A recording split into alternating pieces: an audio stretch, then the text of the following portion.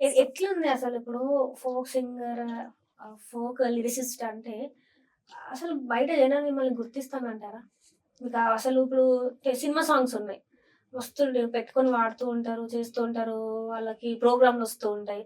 మరి మరి తెలంగాణ ఫోక్ సింగర్‌ల పరిస్థితి ఏందంటారు? ఎట్లున్నదసలు మీకు బయట మీకు జనాలు చూపిచ్చేది ఎలా అనిపిస్తాంది మరి?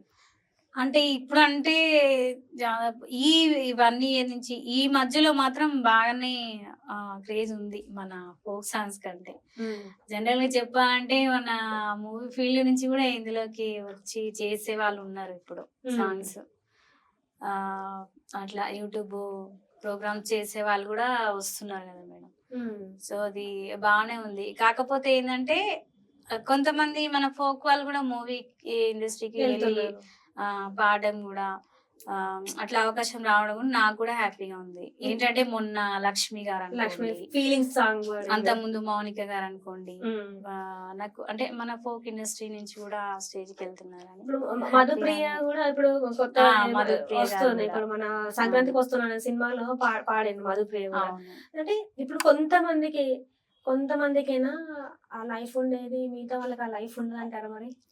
Folk singing. మిగతా వాళ్ళంటే మేడం ఇగ ఎవరి టాలెంట్‌ని బట్టి వాళ్ళది మేడం. హ్మ్. ఒకవేళ టాలెంట్ వాళ్ళకి గుర్తించి ఇప్పుడు వాళ్ళని గుర్తించి తీసుకున్నారంటే వాళ్ళకి టాలెంట్ ఉంది, మంచిగా పాడగలుగుతున్నారు అనే గదా! హ్మ్. మేబీ కొంతమంది టాలెంట్ ఉన్నా బయటికి రావట్లేదు. ఎందుకంటే ఏదో ఒక సందర్భంలో వాళ్ళు గూడా బయటికొస్తే పలానా వాళ్ళు అని తెలిస్తే మేబీ చెప్పలేం, వాళ్ళకి కూడా ఏమైనా అవకాశాలు రావచ్చు ఇప్పుడు అన్నట్టుగా. గీతా కృష్ణ గారికి ఇండస్ట్రీలో ఎట్లాంటి గౌరవం దక్కింది? అంటే మీ ఫోక్ దాంట్లోనే ఎక్కడైనా మీకేమైనా ఇన్సల్ట్స్ జరిగినాయా?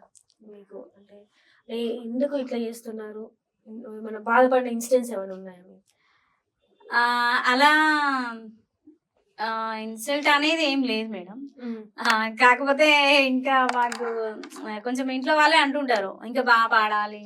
అట్లా గాదు, ఇట్లా గాదు అని జెప్పేసి అంటుంటారు మా ఇంట్లో. మా ఫ్యామిలీ మెంబర్స్. హ్మ్. సో, అప్పుడు నేను అనుకుంటా. అంటే వాళ్ళకి తెలీదు గదా ఫీల్డ్ గురించి. సాంగ్ అంటే సాంగ్స్ అన్నీ గూడా ఎప్పుడైనా నాకు తెలిసినంత వరకు మేడం ఒక్కటే వాయిస్‌కి అన్ని సాంగ్స్ సెట్ అవ్వవు. అవును.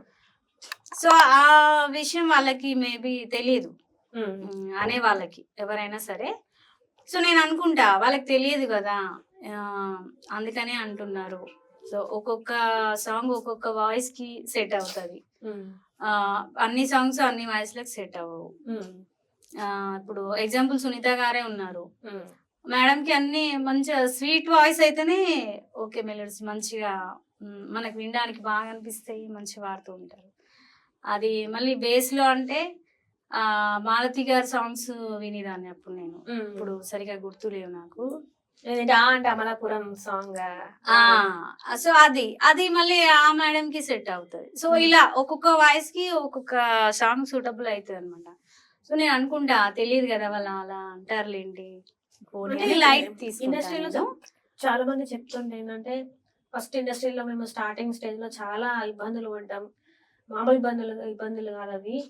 ఒకరోజు తినక ఉన్న రోజులున్నాయి. పస్తులు వండుకున్న రోజులున్నాయి. అసలు ఒక స్టేజ్ వచ్చేంత వరకు కూడా మాకు సరిగా ఉండడానికి కూడా ప్లేస్ ఉండేది కాదని చాలా మంది చెప్తూ ఉంటారు. అట్లాంటివేమన్నా మీరేమైనా ఎదుర్కొన్నారా? అది రైటే మేడం అది. ఎందుకంటే ఇప్పటికి నేను అది అనుభవిస్తున్నా. మీరు? నేను ఇప్పుడు 6 ఇయర్స్ ఫీల్డ్‌లో ఉన్నా, నేను సాంగ్స్ రాసినా, పాడుతున్నా. అయినా సరే నేను ఇప్పటికి గూడా చెప్తే నమ్ముతారో లేదో, ఒక్కొక్కసారి మా ఇంట్లో గూడా తినడానికి ఏముండదు. అబ్బా! ఆ! రైస్ ఉండదు. ఒకవేళ రైస్ ఉన్నాయనుకోండి, కర్రీస్ ఉండయి. హ్మ్. మేబీ అంటే ఎందుకు అంత మరి అంత ఇదా ఎందుకుండయిలే అనుకోవచ్చు వినేవాళ్ళు. సో, ఎందుకంటే మనకి ఎగ్జాంపుల్ ఒక రూ. 100 ఉన్నాయనుకోండి, దానికి తగ్గట్టు వేరే ఖర్చు ఏదో ఒకటి ఉంటది. హ్మ్. సో, అప్పుడు మనకేంది ఇక్కడ తినడానికి ఉండదు. ఆ టైంలో తప్పదు ఇగ. పస్తులు ఉంటున్నాం గదా అని మళ్ళీ నేను ఇది మానేయడం అలాంటిదేం చేయలే.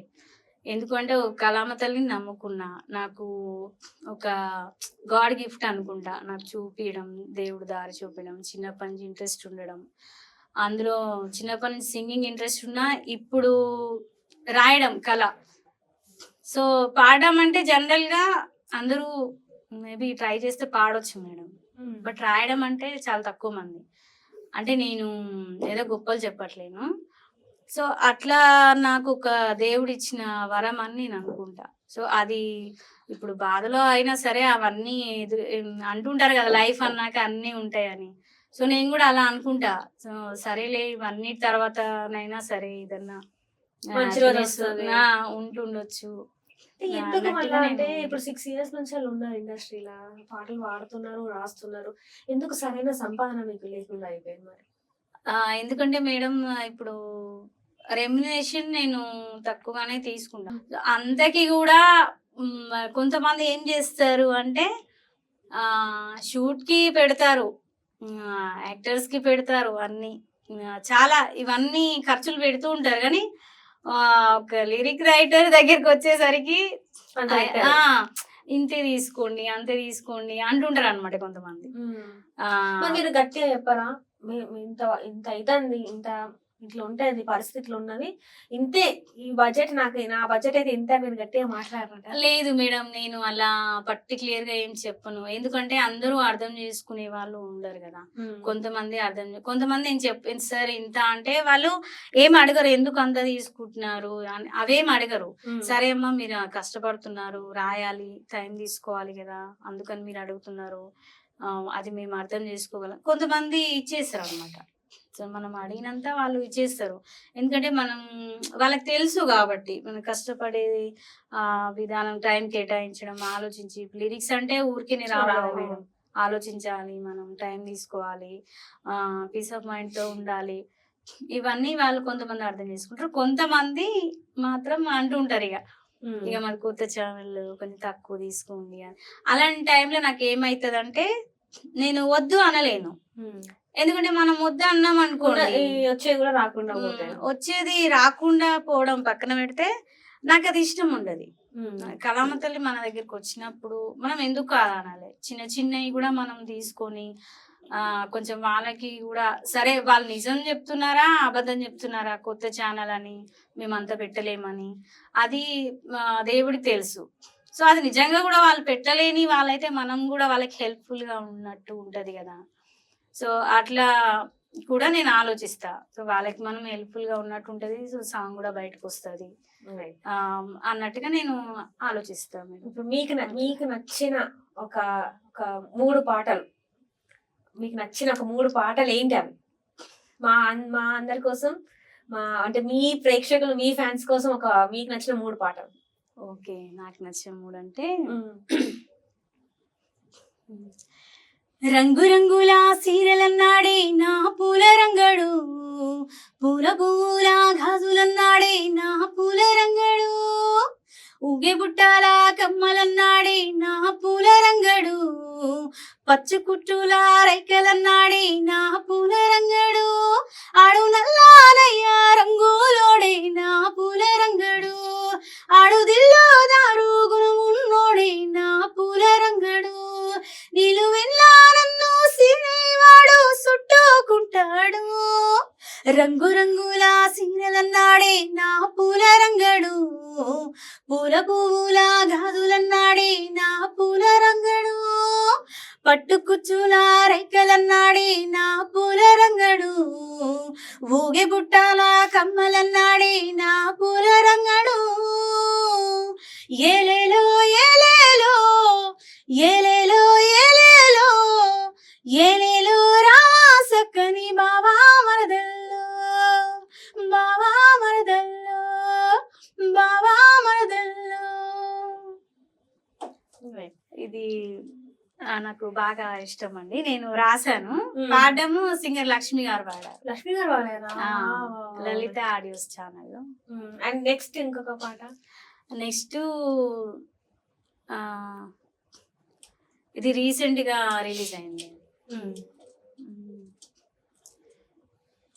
జాలు జాలురు వారంగా గాజాలురు ఏటి కాడరో పిలగా, జాలు జాలురు వారంగా గాజాలురు ఏటి కాడరో పిలగా, ఊర ఓరసూపుల వన్నికాడు నన్ను మాయేదో చేసినాడు, ఓరసూపుల వన్నికాడు నన్ను మాయేదో చేసినాడు. కోరమీసం సిన్నోడు వాడి చేతికి ఉంగురాలుడు, కోరమీసం సిన్నోడు వాడి చేతికి ఉంగురాలుడు. ఇది మొన్న రీసెంట్ రీసెంట్ గా అయిందండి, నాకు గుర్తు రావట్లేదు. So, ఇది కూడా నేను చూసాను. అంటే ఇది కూడా బాగా వచ్చింది, బాగానే వ్యూస్ పోయినాయి బాగా. అంటే ఎట్లా ఇప్పుడు సినిమా ఇండస్ట్రీలోకి వెళ్ళాలనుకుంటున్నారా, లేకపోతే ఇదే దీంట్లోనే కొనసాగాలనుకుంటున్నారా, ఎట్లా ఏమనుకుంటున్నారు మరి మీరు? సినిమా ఇండస్ట్రీలో అవకాశం వస్తే చేస్తాను మేడం. ఆల్రెడీ ఒక 2 మూవీస్లలో వచ్చింది. సో రాస్తున్నాను అనమాట, అంటే లిరిసిస్ట్ గా రాస్తున్నారు. లిరికిస్ట్ గా అవకాశం వచ్చింది.